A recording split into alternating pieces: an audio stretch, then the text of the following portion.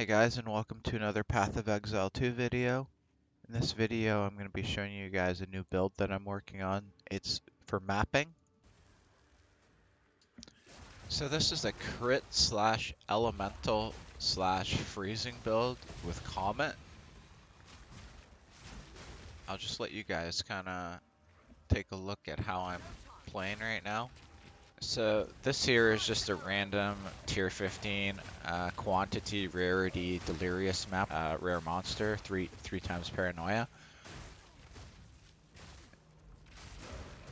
There's just something about comets coming down that makes me happy. I don't know what it is, but I just see. The thing is, I was using cast on shock, right? Because that's what we all use. We use cast on shock.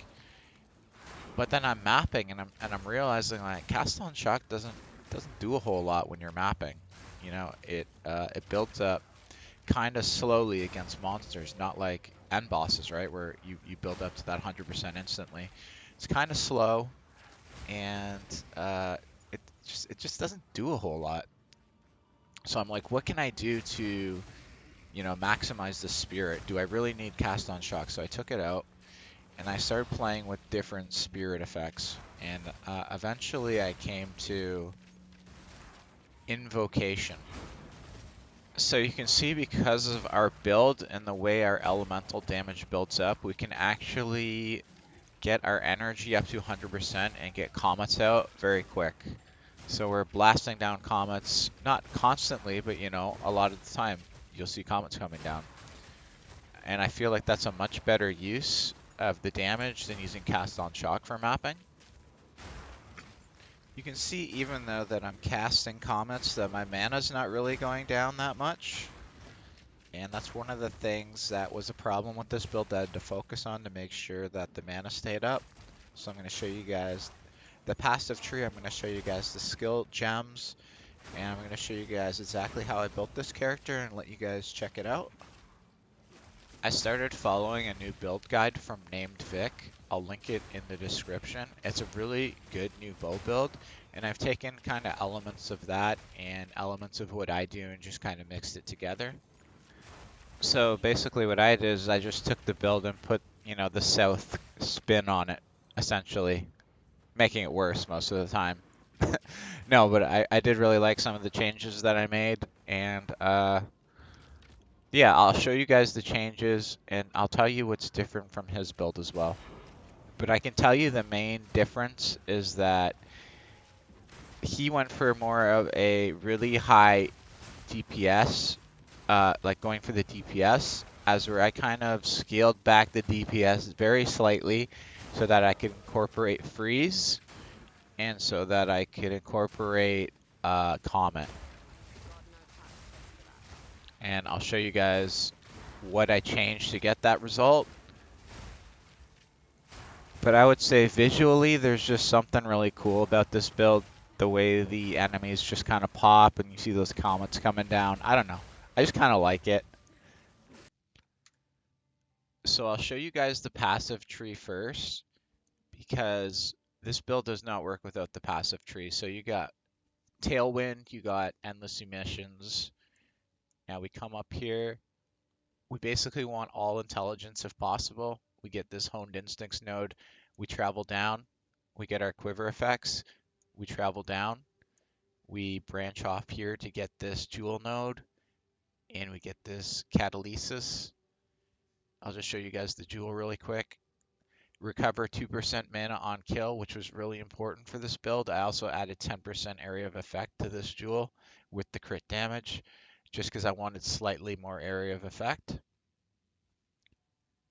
We move down here, get this jewel slot, another crit damage, attack speed, elemental damage, projectile damage one. This one's just for damage. We come up, we get feathered fletching. It always adds a good boost to DPS. And we come up this way, we get our crit nodes. We hit all of our crit nodes except for this one crit node. We don't need that one to get to the end here, so we just hit the big nodes. We try and save every single point we can. If we come up this way, you can see we get this gem slot, 11% cold damage, 20% crit. another 2% mana on kill, and elemental damage. So now I have 4% mana on kill, which is a huge help for keeping your mana up while you're mapping. We come up here, we get Falcon Technique. Previously I had Proficiency, but I took it off. We travel up. I have Heartstopper as well. Heartstopper is just kind of something I use for survival. So that's the one big thing that I wanted to incorporate into this build is better survivability. So this is basically if you get hit, a couple times, you're going to take more damage, but then as you're leeching health and mana, after 1 second passes, you take 50% less damage. So it does help you stay alive as long as you're not dying instantly to stuff, which doesn't really happen that much when I'm mapping. So I think it's a good defensive ad that I put in. So we come up here, we get Coming Calamity. We want to boost our damage, and because we're doing all types of elemental damage with this build, we want to increase all of it. And because we use Herald of Ice and Herald of Thunder, so that's a nice big buff there. We come up and get this damage jewel slot, more damage, more elemental damage, projectile damage, and crit damage. I wanted to focus on getting elemental damage since it buffs all of our attacks, not just the main attack. It'll buff our heralds as well. I branched into here and I got increased attack damage, but I also wanted this one 50% increased amount of mana leech, 25% increased chance to inflict ailments against rare unique enemies. I really just got it for the mana leech, but the increased chance to inflict ailments is actually really good as well. And because I was already in this node, I just quickly went up here and I got 5% attack speed with this extra 4 and 4 fire and lightning damage that I get from my Against the Darkness Time Loss Diamond, and a 30% increased accuracy rating. We come up here, we hit all of these Stormwell, Unbound Forces, Storm Surge. Just helps penetrate more resistances, do more damage, increase magnitude. And since we have a pretty high elemental build, we want all those. The Timeless Diamond. I bring it up here to get this increased knockback distance, physical damage, crit damage bonus, and the 4 and 4% fire and lightning damage. I didn't do it so much for the physical damage or the knockback distance. It was more the critical damage and the fire and lightning damage. And this one here I also got just because it adds the 4% from the diamond and also gives me stun and daze buildup. So one of the problems that I was having with this build was survivability. I was dying too much. So I wanted to incorporate some kind of defense. So I wanted to use my offense to help my defense. So what can you do to make your offense help your defense? You can increase your immobilizing effects. If you do a lot of damage and you can immobilize the enemy can't attack you. So if they're frozen, if they're stunned, if they can't move or they're moving slower, it's a lot harder for them to kill you. So we wanted to use our offense as a decent defense. So that's why I got that. We come up here. We get this Kite Runner, which is just fantastic, especially with this extra 4 and 4%. And so we go up the side here. We also go up this way. So we get another jewel slot up here. Crit, elemental damage, attack speed, projectile speed. We hit our crit nodes over here. We want to just get the crit nodes. I just left out everything else. We get this jewel slot here, another nice jewel. Projectile damage, crit damage, attack speed. That's where that part ends. Now we branch up through the side here. We just hit all of the jewels. Increase critical damage bonus, 4% attack speed, increase damage with bows, increase herald damage, 9 strength. We come up to the next jewel node, 20% critical damage, 4 attack speed, 13 attack damage, 14% elemental damage, life flask. We hit this one, 11% critical damage, 4% attack speed, 8% chance to shock. damage with bows, projectile damage. We branch into here and we get storm charged. I found this is a good DPS buff. It won't show on your base damage, but once you start buffing up, that's when you really see the difference storm charge can make. And then we get mind over matter. All damage is taken from mana before life, essentially making our mana now life. And because we don't use a lot of mana with this build, really Comet is the only thing that's going to be costing us mana. And we leech mana, we can sustain it very easily. So that is the current passive build. And I will tell you, I'm in the experimentation phase right now. I'm changing things constantly, but this is just a good overall setup. So I just wanted to show you guys that. For the amulet allocation, originally I had pure power, 2% increased lightning damage per 10 intelligence, and since we have so much intelligence, 481, it adds so much lightning damage, and it increases our herald damages as well. So it is very good for adding damage, but for me, I was again looking for survivability, and so I actually just started allocating random stuff all over like the passive map. I came to inescapable cold at some point, and I just loved it. The way everything just started freezing instantly. It really helped with survivability because I was immobilizing everything around me, and so that it couldn't attack. And so I did settle on inescapable cold eventually. I just loved the way it felt, and when I also put Comet into this build, it just added to the build even more because now it's increasing our freeze buildup for the Comet as well. So I just thought that was a really interesting, different kind of pick there. Okay, the gem slot is where things start to get interesting. So we got our regular bow shot. It's 496 base damage. It's got martial tempo, primal armament, innervative, ice bite, inevitable critical. We got lightning rod, concentrated effect, scatter shot, overcharge, close combat, lightning exposure. We got herald of ice, conduction, lightning infusion, magnified effect, cold mastery, ambush. Herald of thunder, cold infusion, cold penetration, long shot, cold exposure, and leverage. So I put leverage and ambush on there just to increase the crit chances. I want to have that nice pop when I first hit the enemy. Mana remnants works great with this build because we use mana on life, and once we start picking up remnants, it allows you to increase your mana. So this mana can go all the way up to like 2900, and then you have 2900 life essentially. Conductivity, I just throw in Curse Ground. Orb of Storms, I got Chain, Font of Rage, Unleash, Persistence, Font of Mana. I use Hypothermia, Spell Echo, Strip Away, Heighten Curse, and Wind Dancer, Blind, Energy Barrier, Unbreakable, Wind Wave, Cannibalism.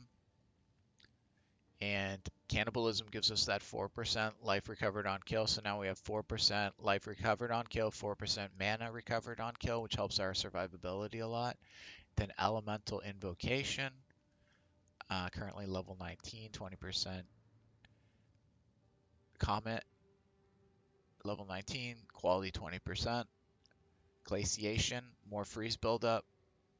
Arcane Tempo, cast it a little faster since it has a bit of a delay. Energy Retention, impetus to increase that energy buildup. And that is the skills. So, okay guys, we're going to take a look at the gear. So I got Widow Hail 303% with 60% increased elemental damage with attacks. quite honestly, you don't need a Widow Hill that's 303%. I spent 110 Divine on this bow, and it only added 6,000 damage over my 295 that I paid like 9 divs for. So cost efficiency, it's not really worth this, but I got it just because I wanted to kind of buff this build up as much as I could. So here's my first ring. It's an amazing ring. It's got 34 to 40 fire damage, 25 to 31 cold damage, 3 to 85 lightning damage, 25 intelligence, 33 lightning resistance, and high mana leech, which is also really good for this build. So that is a fantastic ring that adds so much DPS, and it's all elemental. Our next ring, this one has physical damage, which I wasn't really looking for. This is an elemental build, so you want to use all elemental stats when possible, but you take what you can get sometimes. It's a very good ring. It adds 21 to 37 physical damage, 24 to 34 fire damage, 1 to 60 lightning damage, 26 intelligence, and good dual resist. We have our quiver here. This is a very nice quiver. It's got crit chance. It's got physical damage, cold damage, lightning damage, +2 projectile skills, and another huge crit chance modifier with dexterity. Fantastic quiver there. So this is the one thing I really wanted to upgrade, but I just had trouble finding one to upgrade it with. So I actually did have a better amulet than this. I had a +3 projectile skills with very similar stats. It was slightly better. It added 10,000 DPS, but it didn't have 46 spirit. You need 46 spirit, 45 actually, to make this build work. So I needed 45, and my other one had 43, so I couldn't use it. I had to sell it, get this one for now, but that is the amulet. My helmet, originally in the video guide, he wanted a very high evasion helmet over 1,000 evasion, which I did originally buy, but then I saw this helmet. I just had to buy it. You look how good this helmet is, guys. It has evasion rating, energy shield, which is pretty good because it's 99% increased. It doesn't have like a super increase to bring it to 1,000 evasion, but it has 154 life, 134 mana, 32 crit, 30 dexterity, and 31 intelligent. I paid 4 divs for this, and I'm telling you, this guy could have charged me 30 divs, and I would have paid it for this. This is the best helmet I think I've ever seen for this build. So it's just fantastic. I really like this helmet. We got the Grand Invictus with 50% increased rarity, and you want that elemental resistance and spirit because you're not going to get a lot of resistances from anything else other than your rings. So you're going to want to stack it on this. We got our Ingenuity, our Hands of Wisdom, sorry. I got a 1 to 11 lightning damage and 4% increased attack speed. So I tried to get the best ones that I could find. They were way overpriced though. I paid like 50 divs for these. But I just wanted to, again, buy the best of the best that I could find, and it was within my price range. I got an 86 Ingenuity. You guys all know how good that is. I don't really need to explain that to you. We got our boots here.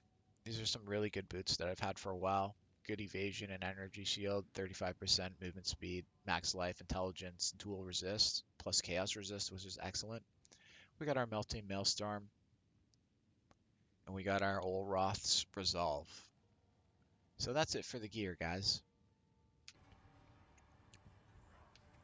So as you guys know, if you've been playing the past couple days, the damage bar is completely broken. You can't see your DPS, so the only way to know is to open up your in-depth stats. So I'll just quickly show you guys. It can buff up to 970,000. That is like pretty much the top end of the damage there. So with your Comets and your attack, you're doing pretty close to 1 million damage fully buffed. Plus it's got those extra things that I wanted, the 4% mana on kill, the 4% life on kill, and the mana leech, which helps keeps us alive as well since our mana is life. And the stun buildup, the freeze buildup, these are just things that I wanted to add to my build.